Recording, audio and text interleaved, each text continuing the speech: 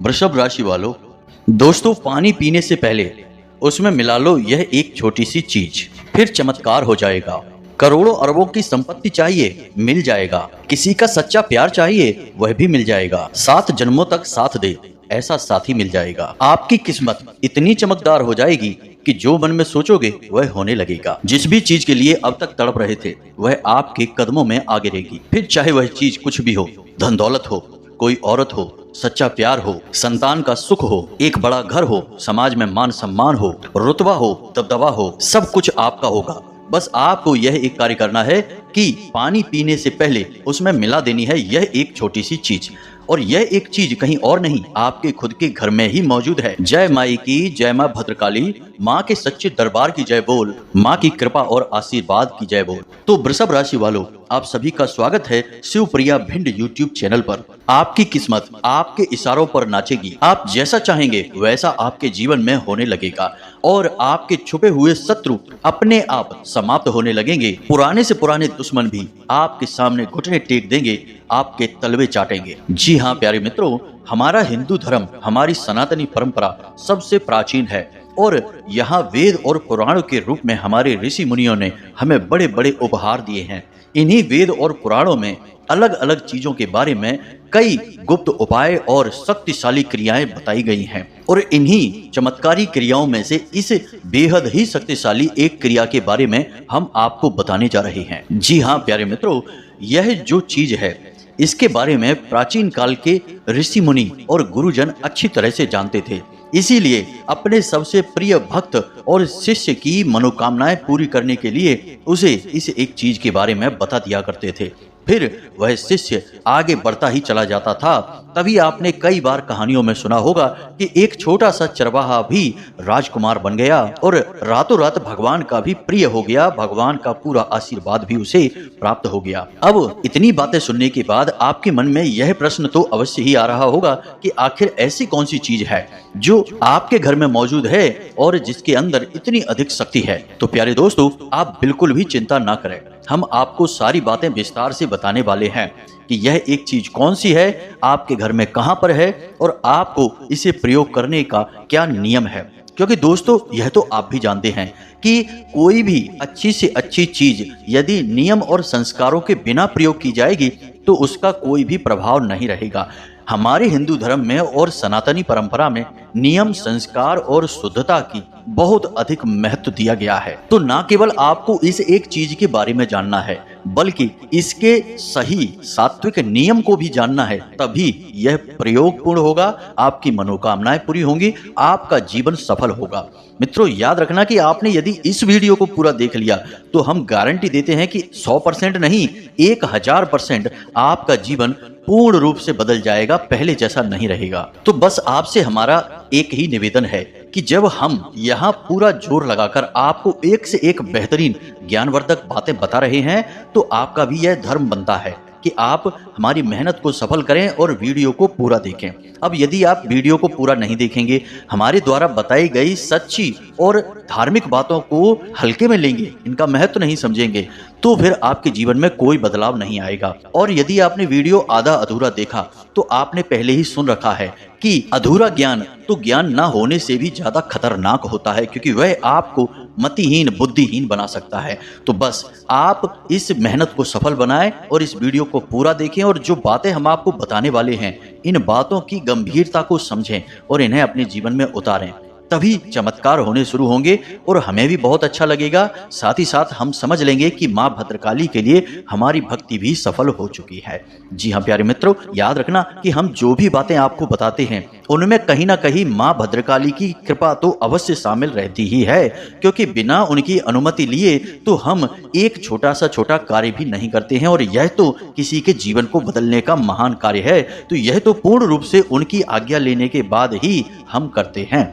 तो उनकी जो कृपा शामिल है इस ज्ञान में, तब तो आपको इसे देखना ही पड़ेगा। तो चलिए दोस्तों, बिना समय गवाए आज के इस बेहद ही ज्ञानवर्धक और जीवन को चमत्कारी रूप से बदलने वाले विशेष कार्यक्रम की शुरुआत करते हैं। हैं, लेकिन इससे पहले आपसे बस एक निवेदन है कि कमेंट बॉक्स में माई को आभार अवश्य व्यक्त करें, क्योंकि आप यदि माँ को आभार नहीं व्यक्त कर सकते तो फिर आपके जीवन पर और हर एक उस इंसान के जीवन पर धिक्कार है जो महामाई जगत माई माँ भद्रकाली को आभार नहीं व्यक्त कर सकता, क्योंकि जीवन की हर एक देन इसी माँ की देन है। इसके बिना तो शिव भी सबके समान है, तो हमारी और आपकी हैसियत ही क्या है। तो चलिए कमेंट बॉक्स में एक बार नहीं 3 बार लिखना, जय माँ भद्रकाली कृपा करो। और हम आपसे कहते हैं कि इतना लिखते ही अगले 24 घंटे में आपको एक बहुत बड़ी खुशखबरी मिल जाएगी। तो चलिए दोस्तों आगे बढ़ते हैं। अब हम जो आपको बताने जा रहे हैं उन बातों को पूरे ध्यान के साथ आपको सुनना है, तभी आपको सारी बातें समझ में आएंगी। तो अब आप ध्यान से समझिए, इस समय जो ग्रहों की चाल है और जो आपके जीवन की परिस्थितियां चल रही हैं वे आपके अनुकूल नहीं है। कहीं ना कहीं ग्रह नक्षत्रों की चाल आपको लगातार परेशान किए जा रही है और इसका प्रमाण आपके स्वयं के जीवन में आपको मिल रहा है। आपके जीवन में 3 बड़ी समस्याएं अभी आज के समय में चल रही हैं। पहली समस्या रुपए पैसे को लेकर है, दूसरी समस्या आपके मन में एक घुटन, एक बेचैनी, एक अनजाना सा डर है, और तीसरी समस्या कि आपके खुद के व्यक्तिगत रिश्ते नातों में उथल पुथल मची हुई है। और ये तीनों समस्याएं जो हैं वे समय के अनुसार ही चलती हैं, ग्रहों की चाल के अनुसार बदलती रहती हैं। तो अभी पिछले कुछ दिनों से यानी कि 10 से 15 दिनों से आपके जीवन में यह स्थिति लगातार बनी चली आ रही है और आगे भी अभी कुछ दिनों तक यह स्थिति रहेगी।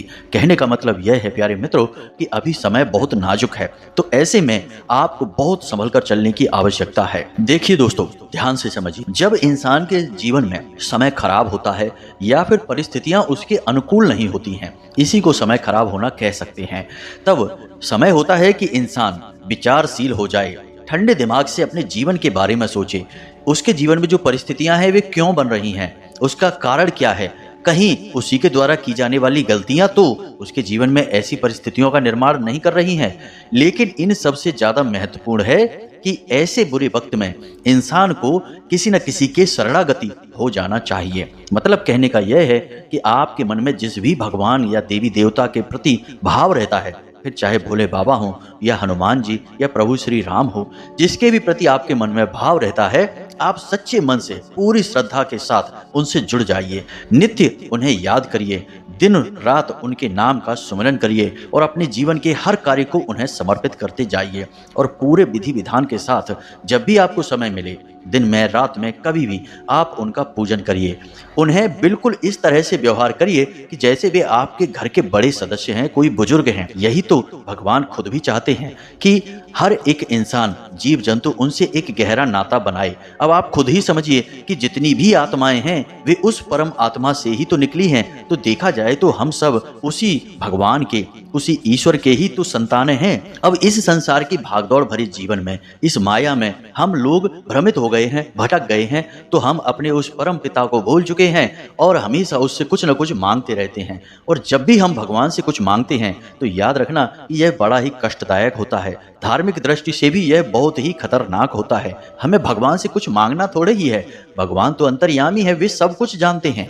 वे स्वयं हमारे शरीर में, हमारे अंदर जीवित हैं। भगवान का ही स्वरूप तो हमारी आत्मा है और इस शरीर में वही तो विराजमान है। तो उनसे हम क्या मांग सकते हैं? उन्हें सब कुछ पता है, तो उनसे कुछ ना मांगें, बस उनके प्रति श्रद्धा भाव रखें, उनसे प्रेम करें, भावनात्मक तौर पर उनसे जुड़ें। यदि आपको तकलीफ बहुत है तो भगवान की तस्वीर के सामने हाथ जोड़कर बैठें, मन ही मन उनसे बातें करें, बोलने की आवश्यकता नहीं है। भाव यदि बढ़ जाए और आंसू बह निकलें तो बह जाने दो, कोई बुराई नहीं है। इससे आपके भाव और गहरे होंगे और भगवान से आप जितना गहरा भाव जोड़ेंगे, भगवान आपके जीवन के हर एक कष्ट को उतनी ही जल्दी समाप्त करेंगे।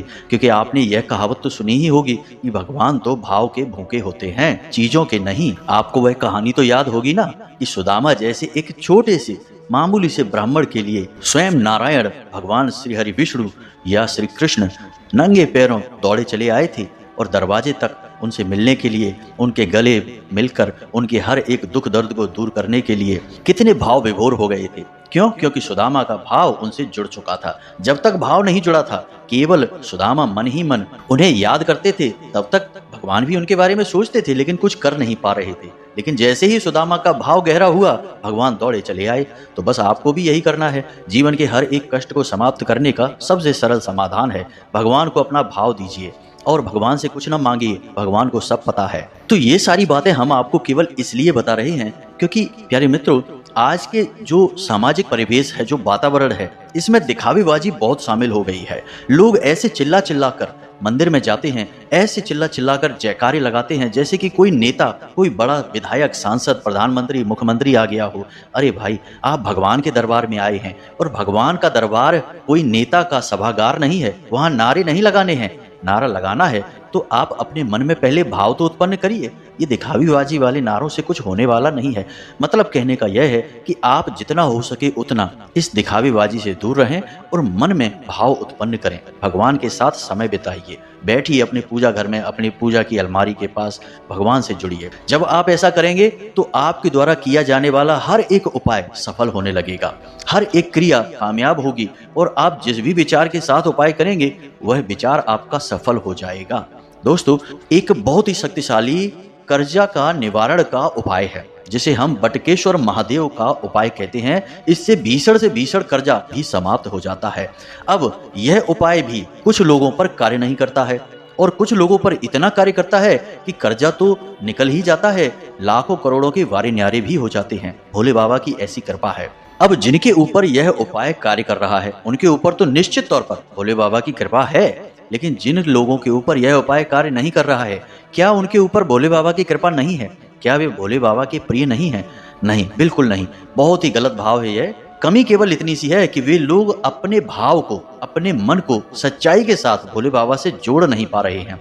और जब तार से तार नहीं जुड़ेगी तो करंट कहां से बहेगा दोस्तों, आप खुद ही समझिए। तो कमी बिजली की, करंट की नहीं है, कमी आपकी है कि आप तार जोड़ नहीं पा रहे हैं। जिनके जुड़ जाते हैं उनके तो बारे न्यारे हो ही जाते हैं। उम्मीद है कि आप हमारी बातों को समझ रहे हैं कि हम आपसे क्या कहना चाहते हैं, क्योंकि यदि आप इन बातों को न समझे तो हम चाहे कितना ही भयंकर से भयंकर उपाय आपको देकर चले जाएं, कुछ भी काम नहीं करेगा। एक बात आप अपने दिमाग में बैठा लीजिए कि जब तक भाव न जुड़ेगा तब तक कुछ भी काम न करेगा। चाहे आप लाखों रुपए का प्रसाद चढ़ा दीजिए, चाहे कितनी ही कथा भागवत करवा दीजिए, भगवान की कृपा प्राप्त नहीं होगी। और यदि बिना भाव के आप भगवान की पूजा कर रहे हैं या फिर आपका चित्त कहीं और रखा है, ऑफिस में, घर में और मंदिर में बैठ के हनुमान चालीसा पढ़ रहे हैं, तो यह असल में एक दिखावा है। याद रखिए, तुलसीदास जी ने रामायण में क्या लिखा है, निर्मल जनमन सो मोहि पावा, मोहि छल छिद्र कपट नहीं भावा।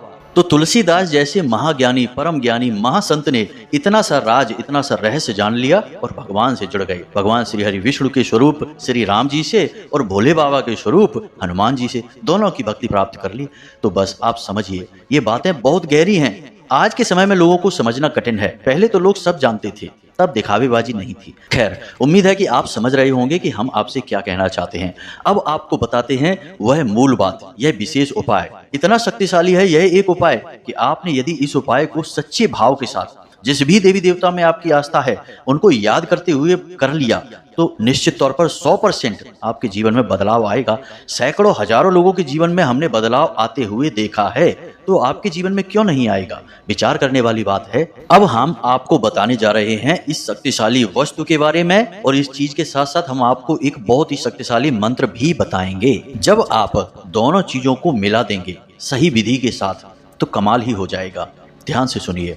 हल्दी एक ऐसी चीज है जो हर एक पूजा पाठ में प्रयोग की जाती है। आपने देखा ही होगा कि जब भी देवी देवताओं का चाहे छोटे से छोटा या बड़े से बड़ा पूजन किया जाए, तिलक हल्दी और चावल से, जिन्हें अक्षत कहते हैं, इन्हीं से किया जाता है। ऐसा क्यों? ऐसा इसलिए कि हल्दी के अंदर कुछ ऐसे गुण, कुछ ऐसी दैवीय शक्तियां होती हैं जो देवी देवताओं को आकर्षित करती हैं। मतलब कि देवी देवताओं की शुद्ध सकारात्मक ऊर्जा को अपनी ओर खींच लेती हैं। अब जब आप इसका प्रयोग करना शुरू करेंगे, आपको याद होगा ना कि कोई शुभ कार्य करने जाते थे तो फिर हल्दी और चावल का तिलक किया जाता था माथे पर। क्यों? क्योंकि आपके मस्तक पर, आपके शरीर में ईश्वर की कृपा आ जाए, उनका आशीर्वाद आ जाए, इसलिए।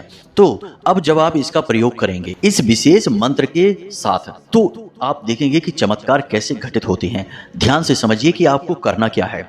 मान लीजिए कि आप अपने जीवन में किसी ऐसी परिस्थिति में फंसे हैं कि आपको कोई रास्ता समझ में नहीं आ रहा है। चारों तरफ केवल अंधकार ही अंधकार दिखाई दे रहा है। आपको पता नहीं कि कैसे आपको बाहर निकलना है, क्या है जीवन का रास्ता। तो आपको क्या करना है कि हल्दी का प्रयोग करना है पानी में, अब पानी में ही हल्दी का प्रयोग क्यों करना है? पानी भी एक ऐसा तत्व है जो ऊर्जाओं को अपनी ओर खींचने का बहुत ही शक्तिशाली माध्यम है। इसीलिए पूजा पाठ में पानी का भी बहुत विशेष योगदान होता है। चाहे आप संकल्प लें, चाहे आप आचमन करें, चाहे आप शुद्धिकरण करें, कुछ भी आपको करना है, जल का प्रयोग करना ही पड़ेगा। तो जब हम हल्दी का पानी के साथ विशेष प्रयोग करते हैं तो इसका चमत्कार हमें स्वयं महसूस होने लगता है। तो अब ध्यान से सुनिए, आप जब भी किसी जरूरी कार्य को करने के लिए निकलें, चाहे आप रोज अपने काम धंधे व्यापार पर जाएं, तो आपको क्या करना है कि एक गिलास में जल भरकर रख देना है और उस जल में थोड़ी सी हल्दी डाल देनी है। जी हाँ मित्रों, और यह कार्य आप कब करेंगे? जब आप पूजा करने के लिए बैठेंगे। सभी लोग सुबह सुबह नहा धोकर स्नान आदि करने के बाद थोड़ी देर के लिए तो भगवान का किसी न किसी रूप में पूजन करते ही हैं। आप जिस भी रूप में पूजन करते हैं करिए, कोई दिक्कत नहीं है। बस वहां पर आप एक छोटे से गिलास में पानी भरकर रख लीजिए। साफ स्वच्छ पानी होना चाहिए, गिलास जूठा वगैरह नहीं होना चाहिए। शुद्धता का विशेष ख्याल रखें। और एक चीज आप ध्यान रखें कि जिस पात्र में आप भगवान को जल समर्पित करते हैं उस पात्र में आपको यह जल नहीं रखना है, क्योंकि यह जल आपको पीना है, आपके लिए है। तो आप उसी पात्र को ना प्रयोग करें, दूसरे किसी पात्र को ले लें। स्टील वगैरह का बर्तन भी ले सकते हैं, कांच का गिलास भी ले सकते हैं। तो आपने गिलास में थोड़ी सी एक चुटकी हल्दी डालनी है, बिल्कुल नाम मात्र की, और हल्दी डालकर आपको गिलास वहीं रख देना है अपने पूजा घर में। अब आप अपनी पूजा करिए, किसी भी भाव के साथ पूजा करिए।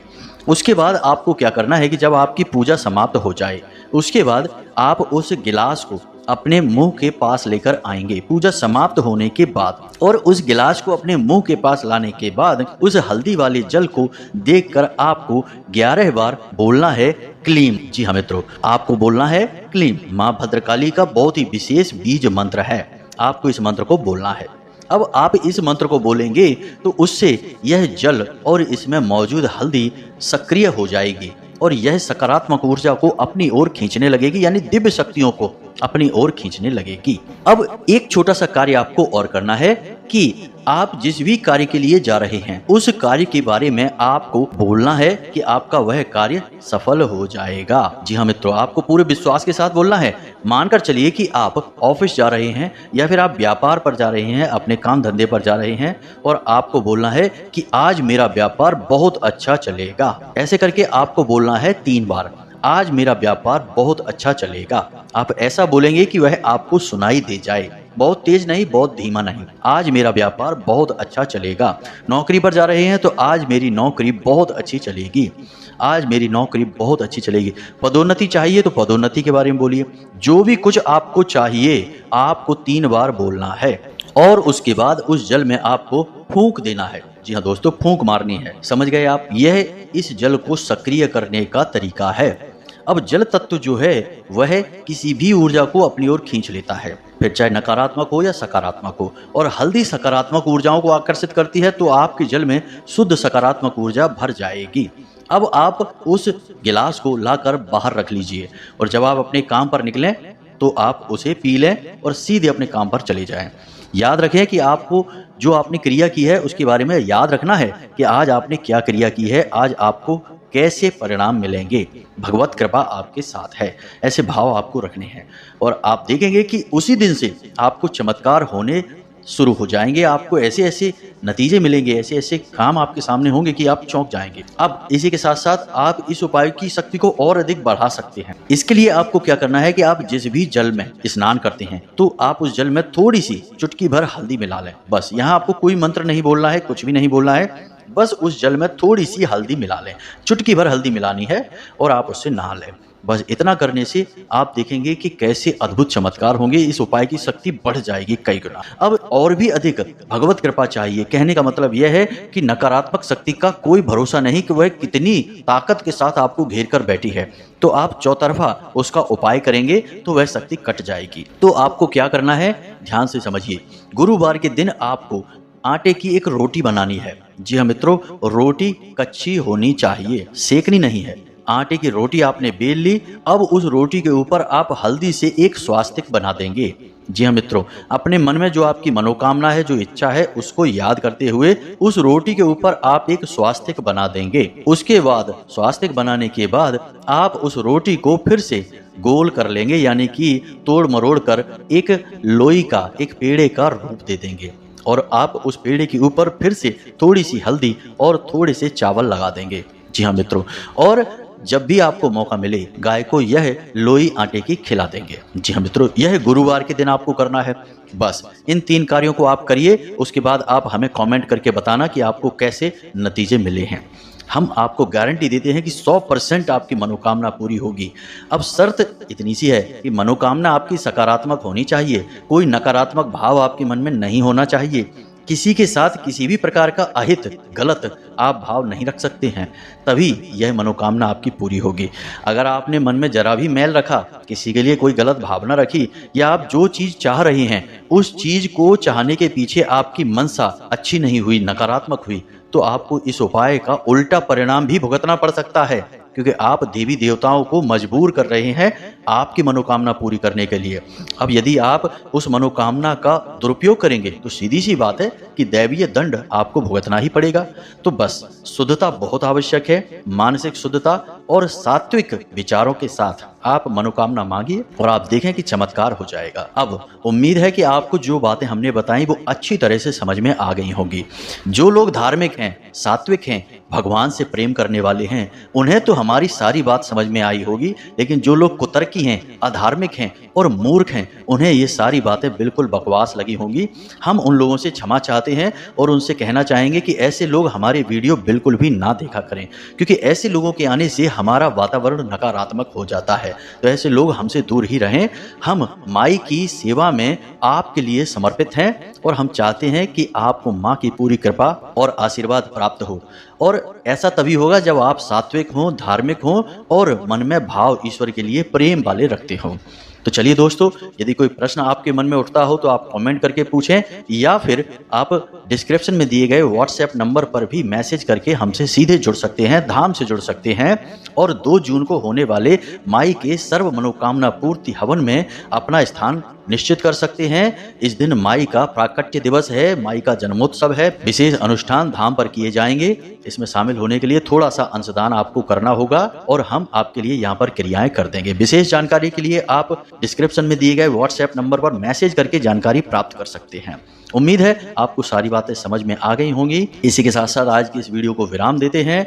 हमेशा हंसते रहें, मुस्कुराते रहें, सकारात्मक रहें। याद रखें कि माता रानी की पूरी कृपा आपके ऊपर बनी हुई है और हमेशा रहेगी। जय माई की, जय माँ भद्रकाली। माता रानी आपका कल्याण करें।